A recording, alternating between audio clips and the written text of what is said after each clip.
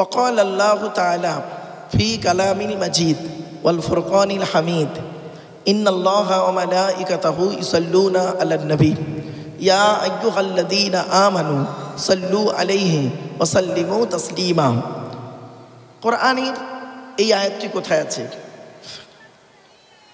22 নম্বর পারার 5 নম্বর পৃষ্ঠা 6 নম্বর লাইন, সূরার নাম সূরা আহজাব, আয়াত নম্বর 56 আল কোরআন। আল্লাহ বলছেন, নিশ্চয়ই আল্লাহ রাব্বুল আলামিন নবী মুহাম্মদ সাল্লাল্লাহু আলাইহি ওয়াসাল্লামের উপরে রহমত বর্ষণ করেন এবং মালাইকা ফেরেশতারা নবীর জন্য মাগফিরাত তলব করেন। ইয়া আইয়ুহাল্লাযীনা আমানু, হে ঈমানদার বান্দাগণ, সাল্লু আলাইহি, তোমরা নবী মুহাম্মদ সাল্লাল্লাহু আলাইহি ওয়াসাল্লামের উপরে দরুদ পেশ করো, ওয়াসাল্লিমু তাসলিমা, এবং নবীর প্রতি আন্তরিকতার সঙ্গে সালাম প্রেরণ করো। এই আয়াতটা হলো আয়াতে মুতলাক, সেন্টেন্স বা জুমলাটা হলো মফউলে মুতলাক, বাবে তাফঈলের মাসদার। বাপেরা, তো সেই জন্য নবীর উপরে একবার দরুদ শরীফ পাঠ করুন। আল্লাহুম্মা সাল্লি আলা সাইয়্যিদিনা মাওলানা মুহাম্মদ ওয়া আলা আলি সাইয়্যিদিনা মাওলানা মুহাম্মদ। বাপেরা, একবার ওই দরুদটা একটু পড়বেন দয়া করে, যে দরুদটা আমরা নামাজের মধ্যে পড়ি। আল্লাহুম্মা সাল্লি আলা মুহাম্মাদিন ওয়া আলা আলি মুহাম্মদ কামা সাল্লাইতা আলা ইব্রাহিম ওয়া আলা আলি ইব্রাহিম ইন্নাকা হামিদুম মাজিদ।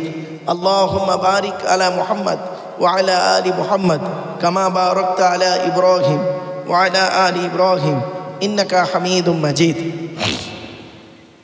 নবীর উপরে দরুদ পড়লেন কেন? কোরআনের দলিলটা আপনাদের দিয়েছি, এবার হাদিসটা শুনে নিন।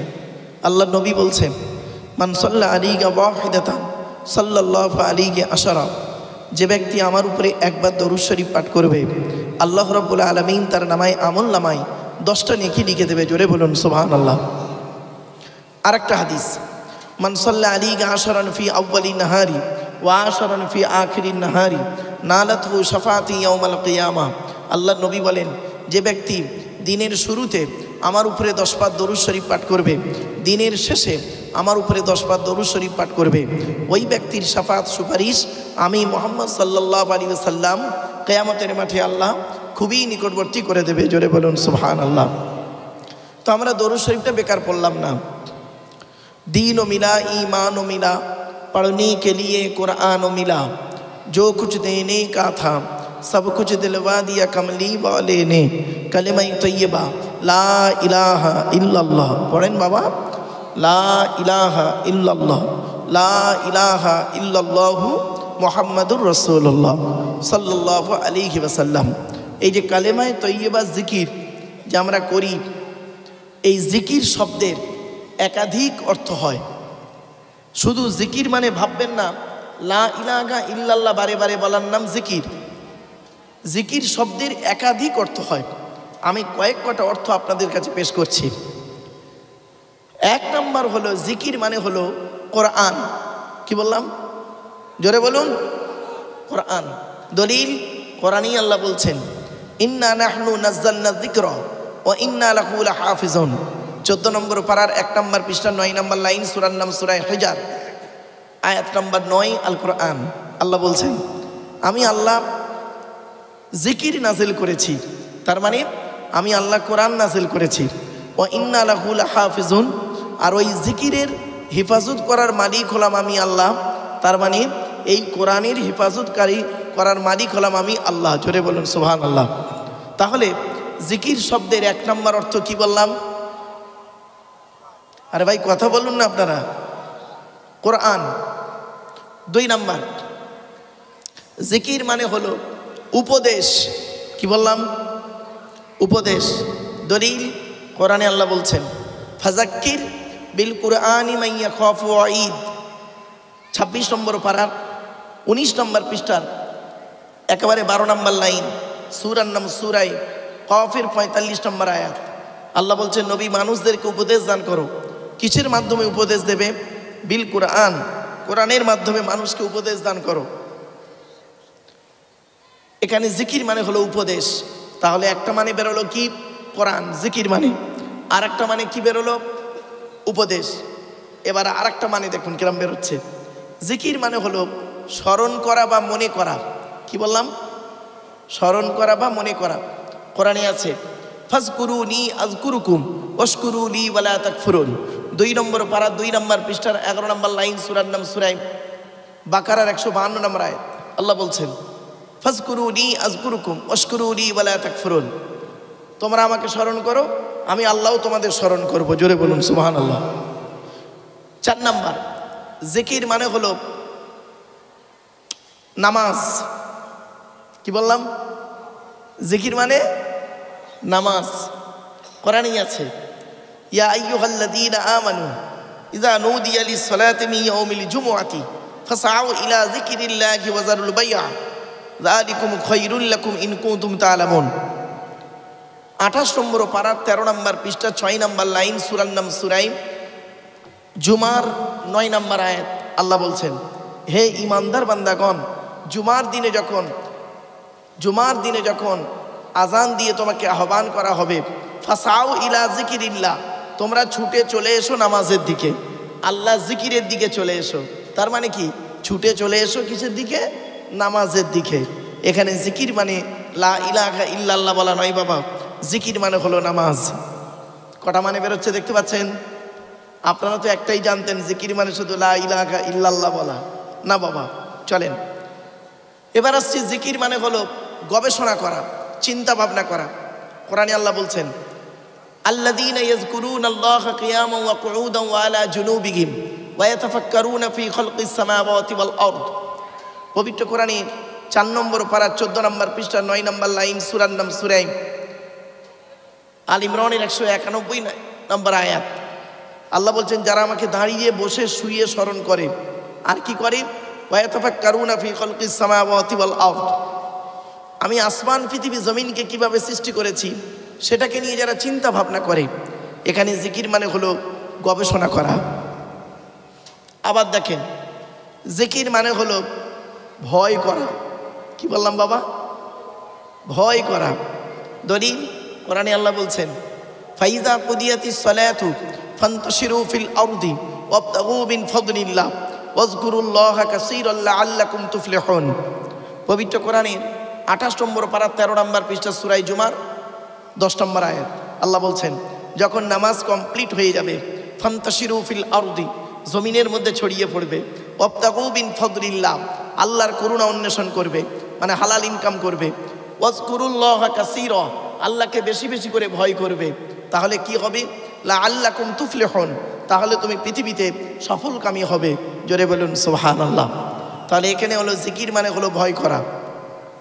আবার দেখেন জিকির মানে হলো আইন কানুন according to Islamic law, not only according to Indian law. জিকির মানে হলো আইন কানুন। আল্লাহ পাক বলছেন ওমান আ'রাদা আন যিকরি ফাইন্না লাহু মাঈশাতান দনকা ওয়া নাহশুরুহু ইয়াওমাল কিয়ামাতি আ'মা। 16 নম্বর পারার 19 নম্বর পৃষ্ঠার 12 নম্বর লাইন, সূরার নাম সূরা তহার 124 নম্বর আয়াত। আল্লাহ বলছেন যে ব্যক্তি আমার আইন কানুন থেকে মুখ ফিরিয়ে নেবে, ওমান আ'রাদা আন যিকরি, যে ব্যক্তি আমার আইন কানুন থেকে মুখ ফিরিয়ে নেবে, পৃথিবীতে আমি আল্লাহ তার জীবনযাত্রা হবে করব কিভাবে? সংকুচিত, টেনশনে তার জীবনযাপন করতে হবে। আর কিয়ামতের মাঠে ওয়া নাহশুরুহু ইয়াওমাল কিয়ামাতি আ'মা, আমি কিয়ামতের মাঠে তাকে আমি অন্ধ করে তুলব। এখানে জিকির মানে হলো আইন কানুন। কতগুলো জিকিরের মানে বেরোলো দেখুন। আবার দেখেন জিকির মানে হলো কথাবার্তা। কি বললাম? আরে ভাই কথা বলুন না একটু। কথাবার্তা। আচ্ছা, পৃথিবীর সবথেকে উত্তম ইবাদতের নাম কি জানেন? আল্লাহ নবী বলছেন আফজালুল ইবাদা, সবথেকে উত্তম ইবাদত হলো ইবাদাতুস সালাত, নামাজ হলো পৃথিবীর সবথেকে উত্তম ইবাদত। আফজালুত তেলাওয়াত, সবথেকে উত্তম তেলাওয়াত হলো তেলাওয়াতুল কোরআন, কোরআন তেলাওয়াত। আর আফজালু জিকির, সবথেকে উত্তম কথাবার্তা হলো কি? লা ইলাহা ইল্লাল্লাহু মুহাম্মাদুর রাসূলুল্লাহ, আল্লাহ ছাড়া কোনো মাবুদ নেই, মুহাম্মদ সাল্লাল্লাহু আলাইহি ওয়াসাল্লাম হলেন তার প্রিয় রসুল। এই কথাটা আকাশের নিচে জমিনের উপরে এর থেকে উত্তম কথাবার্তা আর হতে পারে না। তাই জিকিরের অনেকগুলো অর্থ করে দিলাম এবং কালেমায়ে তৈয়বাকে আপনি পড়লেন, জিকির করলেন। এবার হাদিস কি বলছে দেখি। আল্লাহ নবী বলছেন, মাসালুল্লাযী ইয়াযকুরু রাব্বাহু ওয়াল্লাযী লা ইয়াযকুরু রাব্বাহু মাসালুল হাইয়্যি ওয়াল মাইয়্যিত। নবীজি বলেছেন, যে ব্যক্তি আল্লাহর জিকির করলো আর যে ব্যক্তি আল্লাহর জিকির করলো না, দুটো ব্যক্তি কোনোদিন এক হতে পারে না। যে জিকির করলো না ও হলো মৃত ব্যক্তি, আর যে জিকির করলো, স্মরণ করলো, ও হলো জীবিত ব্যক্তি। জোরে বলুন সুবহানাল্লাহ। দাদা হুজুর পীর কিবলা রহমাতুল্লাহ আলাইহি, ফুরফুরা শরীফ নাম শুনেছেন, তিনি ফজরের নামাজের পরে, মাগরিবের নামাজের পরে, বিশেষ করে মাগরিবের নামাজের পরে জিকিরের মাজলিস করতেন অন্তরটাকে পরিষ্কার করার জন্য। চলুন আসছি। নবীজি বললেন, আকসিরু যিকরাল্লাহ হাত্তা ইয়াকুলু মাজনুন। তুমি এতটাই আল্লাহর স্মরণ করো, আল্লাহর জিকির করো, স্মরণ করো, যখন লোকে তোমাকে পাগল বলে মনে করে। লা ইয়াজালু লিসানুকা রাতাবাম মিন যিকরিল্লাহ। আরেকটা হাদিস রাসূলুল্লাহ বলেছেন যে তোমাদের জবানটা যেন সর্বদা আল্লাহর পথে যেন কথাগুলো বলে। আরেকটা হাদিস দিচ্ছে আপনাদেরকে, ভাবতে পেরেছেন? শুনলে চমকে যাবেন। আচ্ছা বাবা, আমাদের দেহের মধ্যে যদি ময়লা লাগে, জামা কাপড়ে যদি ময়লা লাগে, আপনারা পরিষ্কার করেন কি দিয়ে? সার্ফ, সাবান ইত্যাদি। দেহে যদি ময়লা পড়ে আপনারা কি দিয়ে পরিষ্কার করেন? শ্যাম্পু, সাবান ইত্যাদি জালি দিয়ে ডলে দেন। এটা হলো বাহ্যিক, বাইরের। আর ভেতরটা যখন, অন্তরটা যখন ময়লা হয়ে যায়, মিথ্যা, দাগাবাজি, চিটিংবাজি, সুদ, ঘুষ, ব্যভিচার, নারী নির্যাতন, পাপ কাজ করে করে অন্তরে যখন ময়লা পড়ে যায়, আপনি অন্তরটাকে পরিষ্কার করবেন কিভাবে? আমার নবীজি বলছেন, শুনে নিন। পৃথিবীর প্রত্যেকটা বস্তু খারাপ হয়ে গেলে তার সারাবার পন্থা বা রাস্তা আছে। মানুষের অন্তর যখন খারাপ হয়ে যায়, একমাত্র আল্লাহর জিকিরই মানুষের অন্তরটাকে পরিষ্কার করে দেয়। লিকুল্লি শাইইন সাকালাতুন ওয়া সাকালাতুল কুলুব যিকরিল্লাহ। রাসূলুল্লাহ বলেছেন, প্রত্যেকটা বস্তু খারাপ হয়ে গেলে তার সারাবার রাস্তা আছে। মানুষের অন্তর যখন খারাপ হয়ে যায়, আল্লাহর জিকিরই মানুষের অন্তরটাকে পরিষ্কার করে দেয়। জোরে বলুন। তাহলে আপনারা দাদা হুজুর পীর কিবলা রহমাতুল্লাহ আলাইহি, তিনি যেই জিকিরের মাজলিসটা করেন বা এই যে প্রচলন আছে, এটা একেবারে শরীয়ত বিরুদ্ধে নয়, শরীয়ত বিরোধী নয়। কথা বুঝতে পারছেন? দেখেন, আমরা চারটে জিনিস নিয়ে চলি। কটা? আমার সঙ্গে কথা বলুন না আপনারা। চারটে। কি কি? 1 নম্বর কোরআন। আমরা কোনো জিনিস করতে গেলে দেখব সেই জিনিসটা, কথাটা, ইঙ্গিতটা কোরআনে আছে কিনা। কোরআনে যদি না পাওয়া যায় তাহলে আমরা কি করব? হাদিসে যাব। হাদিস। এখন যদি ধরুন এমন বস্তু কোরআনেও নেই, হাদিসেও নেই, তখন আমাদের কি করতে হবে? এজমাই উম্মাতে যেতে হবে। এজমা। আর কোরআন, হাদিস, এজমা, কেয়াসের পরেই হলো, এজমার পরে হলো কেয়াস। তো আমরা চারটে জিনিসকে নিয়ে ফলো করি। কি কি? কোরআন মানি। যখন কোরআন থেকে কোনো মসলা, কোনো ফায়সালা হয়ে যায়, আমরা আর অন্য কোনো দিকে যাই না।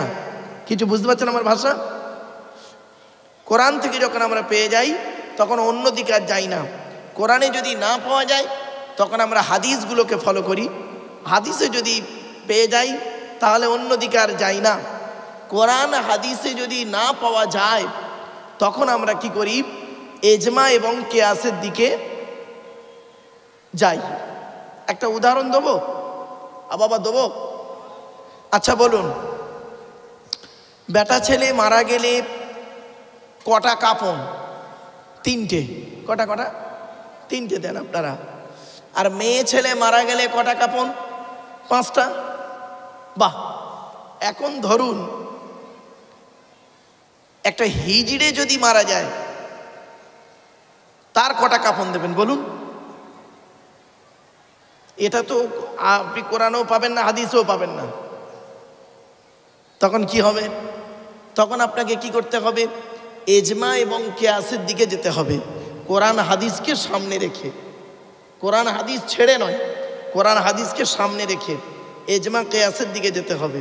উত্তরটা কি শুনে নিন। যদি ওই ব্যক্তির, মৃত ব্যক্তির দেহের বেশিরভাগ অংশ যদি পুরুষের দিকে যায় তাহলে পুরুষের কাফন দেওয়া হবে, বেশিরভাগ অংশ যদি মহিলার দিকে যায় তাহলে মহিলার কাফন দেওয়া হবে। এটা আপনি পেলেন কোত্থেকে? ওই এজমা কিয়াস থেকে অনুমান করে। আরো দেখেন, ধরুন শূকর খাওয়া কি? জোরে বলুন। হারাম। বকরি বা ছাগল খাওয়া কি? হালাল। তাহলে শূকর খাওয়া হারাম, বকরি বা ছাগল খাওয়া হালাল।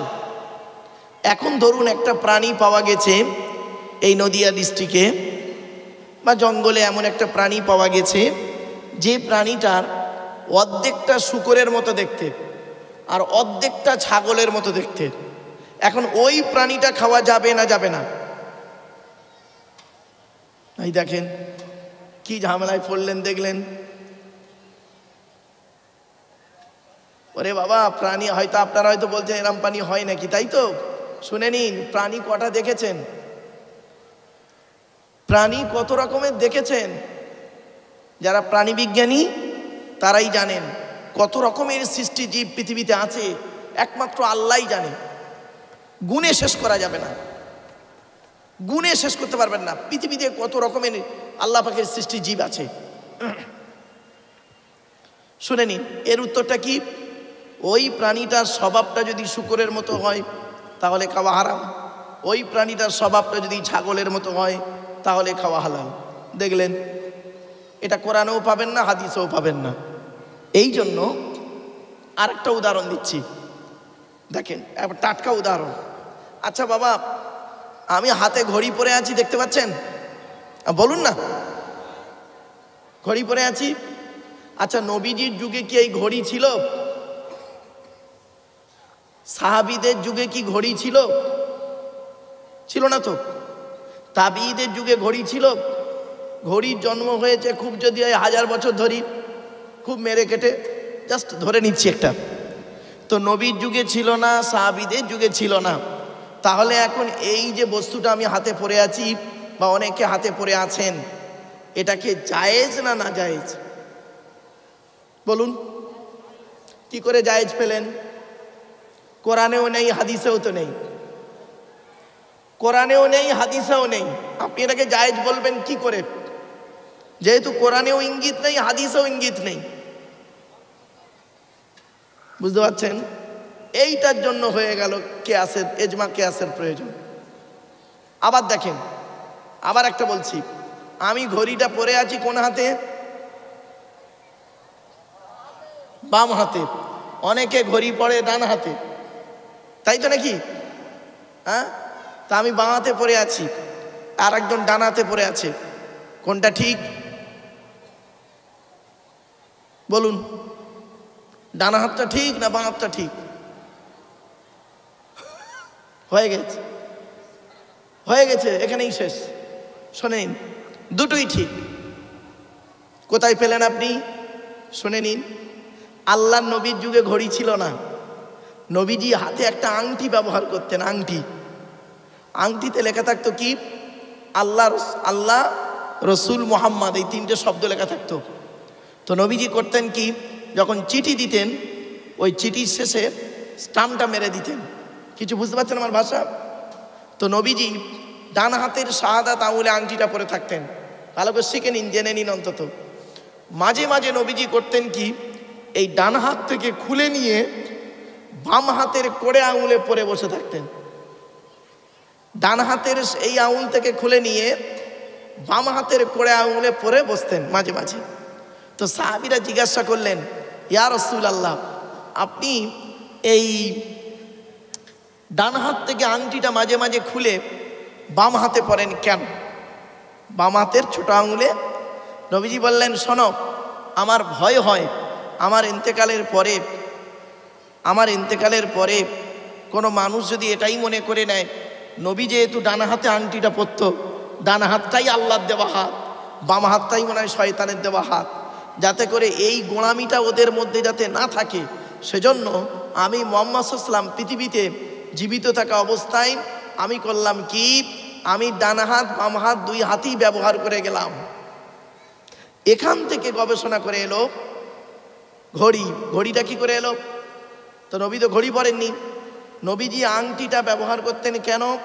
নবীজি আংটি ব্যবহার করতেন প্রয়োজনের জন্য, স্টাম্প দেওয়ার জন্য, ঠিক না বে ঠিক? প্রয়োজনের জন্য। তা আপনি ঘড়িটা ব্যবহার করেন কেন? প্রয়োজন হলো টাইম দেখার জন্য। কিছু বুঝতে পারছেন? আর ডান হাত বাম হাত করেন কেন?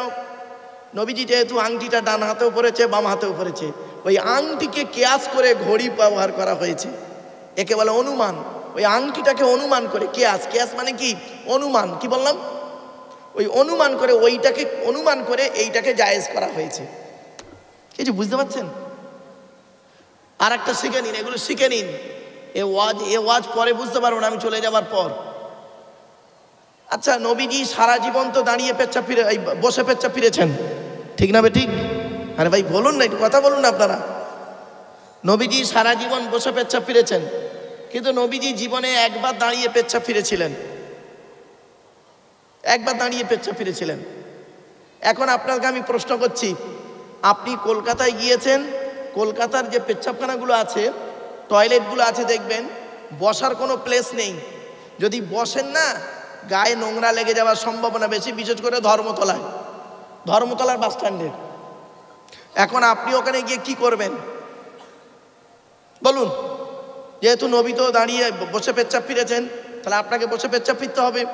আপনি ওই নবীর ওই সুন্নত আদায় করতে গেলে ওইখানে ওই পরিস্থিতিতে দেখবেন অন্য একজন লোক, যুবক ছেলে, প্যান্টের চেনগুলো আপনার মাথায় এসে ছেড়ে দেবে ফট করেছে, বুঝতে পারবে না। তাহলে শোনেন, নবীজি যেহেতু বসে সারা জীবন পেচ্ছাপ ফিরেছেন, আমাদের বসেই ফিরতে হবে। নবীজি একবার দাঁড়িয়ে পেচ্ছাপ ফিরেছিলেন, হাদিসে আছে। বাবা ভুল বুঝবেন না যেন। তোমার হাদিস জানা নেই বলে তুমি ভেবো না যে এটা নতুন কথা। তুমি হাদিস জানো, দেখলে তোমার সব ক্লিয়ার হয়ে যাবে। তো মুহাম্মদ সাল্লাল্লাহু আলাইহি ওয়াসাল্লাম একবার জীবনে দাঁড়িয়ে পেচ্ছাপ ফিরেছিলেন। কোথায়? যেখানে পেশাব ফিরতে গেলেন সেখানে দেখছেন যে এখানে বসার কোনো প্লেস নেই। যদি বসেন তাহলে পেশাব ছিটে ওনার গায়ে লাগতে পারে। সেই জন্য ওখানে বাধ্য হয়ে, নাচারে বাধ্য হয়ে, অগত্যায় দাঁড়িয়ে পেচ্ছাপ ফিরেছিলেন। এখান থেকে অনুমান করে, কেয়াস করে মশলা বের হয়ে এলো, আপনিও যখন এমন একটা জায়গায় গিয়েছেন যেখানে পেচ্ছাপখানা আছে, বসার কোনো প্লেস নেই, বাধ্য হয়ে আপনাকে সেখানে দাঁড়িয়ে পেচ্ছাপ ফিরতে হবে। কিছু বুঝতে পারছেন না? বুঝতে পারেননি? আবার দেখেন, দাঁড়িয়ে পানি পান করা। নবীজি সারা জীবন বসে পানি পান করতে বলেছেন, ঠিক না বে ঠিক? কিন্তু হযরত আলী রাদিয়াল্লাহু তাআলা আনহু বলছেন যে আমি নবীকে দেখেছি, নবীজি একবার জীবনে দাঁড়িয়ে পানি পান করেছিলেন, দাঁড়িয়ে পানি পান করছিলেন। তো আপনি কেন করলেন দাঁড়িয়ে পানি পান? হয়তো আপনি কোনো সময় দাঁড়িয়ে পানি পান করে ফেলেছেন, আপনি ভাববেন না যে ইসলাম থেকে বের হয়ে গেছেন, না, আপনি ভুলে করে ফেলেছেন। অথবা এমন একটা জায়গায় গিয়ে পানিটা পান করছেন যেখানে বসার কোনো প্লেস নেই, নোংরা লেগে যাবে গায়ে, বাধ্য হয়ে। শূকরের গোশত খাওয়া হারাম, সকলে জানেন তো নাকি? আরে ভাই বলুন না, শূকরের গোশত খাওয়া হারাম। কিন্তু জানেন কোরআনে 4 জায়গায় লেখা আছে শূকরের গোশত খাওয়া হারাম। যেখানে যেখানে হারাম লেখা আছে, প্রথম আয়াতে হারাম আছে, পরের আয়াতে আল্লাহ বলে দিচ্ছেন ফামানিতুররা গায়রা বাগিন ওয়ালা আদিন ফালা ইসমা আলাইহি। এর বাংলা মানে কি শুনবেন? আল্লাহ বলছেন তুই এমন একটা জায়গায় গিয়েছিস যেখানে শূকরের গোশত ছাড়ার কোনো খাবারই নেই, জান বাঁচানোর জন্য খাবি, আমি আল্লাহ তোর কোনো গোনা লিখব না। তাহলে বোঝা গেল কি, মুতলাকান হলো হারাম, এমনি এমনি শূকরের গোশত খাওয়া হারাম। আমি এমন একটা জায়গায় গিয়েছেন যেখানে শূকরের গোশত ছাড়া কোনো খাবারই নেই, আপনার জীবনটাই চলে যাবে। ইসলাম আপনাকে বলেছেন, কোরআন আপনাকে বলছে যে তুই সেখানে তোর জান বাঁচানোর জন্য খাবি, জান বাঁচানোর জন্য খাবি, ব্যাস আপনি খেতে পারেন, সেখানে আপনার গোনা হবে না। আর একটা দেখেন, আপনারা মদ খেয়েছেন কেউ? আরে ভাই বলুন না, একটু কথা বলুন না। এখানে যারা বয়োজ্যেষ্ঠ লোকেরা, মুরব্বীরা মদ টদ খেয়েছেন? খাননি তো? কে বলেছে খাননি? মদ খাননি? দেখেন, মদ খাওয়া তো হারাম, মদ খাওয়া তো হারাম। তা আপনারা কোনোদিন আপনাদের শরীর খারাপ হয়নি? টনিক খেয়েছেন? টনিক, কাশির সিরাপ খেয়েছেন? আরও সিরাপগুলো খেয়েছেন তো দেখবেন অনেক সিরাপের মধ্যে অ্যালকোহল আছে। ওই অ্যালকোহল তো হারাম। এই রে, যান বাঁচানোর জন্য খেতে হচ্ছে, নইলে মরে যাবেন। ডাক্তার আপনাকে লিখেছে প্রতিদিন 4টে করে সিরাপ খাবেন, দুপুরে 4টে ঘুমানোর আগে, রাতে 4টে ঘুমানোর আগে। 4টে সিরাপের মধ্যে রয়েছে কোনোটায় 30% অ্যালকোহল, কোনোটায় 20% অ্যালকোহল, কোনোটায় 50% অ্যালকোহল। এমনিতেই আপনি 120% অ্যালকোহল খেয়ে ফেলেছেন, বাড়ি থেকে ভাববেন। এজন্য আপনাদেরকে বলে যাচ্ছি, এই কথাগুলো একটু মাথায় রাখুন, যাতে করে আমার বক্তব্য আপনাদের বুঝতে সুবিধা হয়। তো জিকির সম্পর্কে আলোচনা করতে গিয়ে আর একটা জিনিস বলে যাচ্ছি, শুনলে চমকে যাবেন। নবীজি বলেছেন নামাজের সময় দুটো জিনিস কখনোই করবে না। আপনাদের বলে যাচ্ছি, শুনে নিন। নামাজের সময় দুটো জিনিস কখনোই করবেন না। 1 নাম্বার কি? পায়ের গাঁটের নিচেই কাপড় ঝুলিয়ে পড়বেন না। পুরুষদের বলে যাচ্ছি, পায়ের গাঁটের নিচেই কাপড় ঝুলিয়ে পড়বেন না। যখনই নামাজ পড়বেন অন্তত লুঙ্গিটা বা পায়জামাটা বা প্যান্টটা একটু তুলে নেবেন। পায়ের গাঁটের নিচে কাপড় ঝুলিয়ে পড়লে নামাজ হবে না, রাসূলুল্লাহর হাদিস। আর 2 নাম্বার কি শুনবেন? নবীজি বলেছেন নামাজের সময় মুখ ঢেকে কেউ নামাজ পড়বে না। কি বললো? মুখ ঢেকে নামাজ পড়বেন না, নামাজ হবে না। নবী নিষেধ করেছেন মুখ ঢেকে নামাজ পড়বে না। আপনি করোনার সময় কি করেছেন? 2-3টে করে মাস্ক লাগিয়ে তো নামাজ পড়েছেন। এই হাদিস তো আপনার জানা নেই। এখন এই হাদিসটা শোনার পরে আপনার মনে হচ্ছে নতুন নতুন হাদিস। হাদিস নতুন নয়, হাদিস 1500 বছর আগে নবী বলেছেন। তুমি ওই জায়গায় পৌঁছাতে পারোনি বলেই তোমার কাছে নতুন। এই প্রথম শুনলেন না মুখ ঢেকে নামাজ পড়া চলবে না? নবীজি নিজে নিষেধ করেছেন। আপনারা কি করে মাস্ক পরে নামাজ পড়েছেন বলুন দেখি, ভেবেছেন? এই জন্য বাবা, আলেমের ওয়াজ শুনবেন, আলেমের কাছে যান। আপনাদের এলাকায় জ্ঞানী গুণী আলেমরা আছেন, তাদের কাছে বসে কিছু শিখে নেবেন। আপনার জানা নেই? কোরআনে আছে, কোরআনে আছে ফাসআলু আহলা যিকরি ইন কুনতুম লা তা'লামুন। কোরআনের এই আয়াতটা আছে 2 জায়গায়, 17 পারার 1ম পৃষ্ঠায় আছে আর 14 পারার 11 পৃষ্ঠায় আছে, সূরা নাহলে, আর এটাই সূরা আম্বিয়াতে। আল্লাহ বলছেন তোমার যেটা জানা নেই, তোমার যেটা জানা নেই, ফাসআলু আহলা যিকরি, জ্ঞানী লোকেদের কাছে গিয়ে তুমি প্রশ্ন করে জেনে নাও। তোমার যেটা জানা নেই জ্ঞানী লোকেদের কাছে গিয়ে জেনে নাও। ইন কুনতুম লা তা'লামুন, যেটা তুমি জানো না। অতএব আপনারা কেন জ্ঞানী লোকেদের কাছে, আলেমদের কাছে বসে কিছু শিখে নেবেন? এজন্য এই আলেমদের কাছে শেখার জন্য জলসা দিয়েছেন আপনারা। আর সেই জলসায় আমার মতো হতবাগা আপনাদের এখানে এসেছি। বাবা, খাওয়া দাওয়ার ব্যবস্থা আছে, আমার পরেই হয়তো খাওয়া দাওয়াটা হবে, আমি শেষ করব। আপনারা একটু আগিয়ে আগে একটু গায়ে গায়ে বসতে পারবেন? একটু গায়ে গায়ে আসতে পারবেন? নদিয়া জেলার মানুষ একবারই বললেই বুঝে যায়, তবে একটু আগিয়ে আসুন তো বাবা। পেছন দিক থেকে যে সমস্ত যুবক ছেলেরা আছে তাদেরকে আমি অনুরোধ করছি আপনারা আগিয়ে আসুন। আর এই জলসা কমিটিকে আমি বলছি, জলসা কমিটিকে আমি অনুরোধ করছি, বাবা যেখানে মেলাটা বসিয়েছেন এই বেলা রাত 10টা বেজে গেছে, 5টায় মাগরিব হয়েছে, আর 10টা বাজে, মানে 5 ঘন্টা হয়ে গেছে। ওর বেচাকেনার আর কিছু আছে বলে মনে হয় না।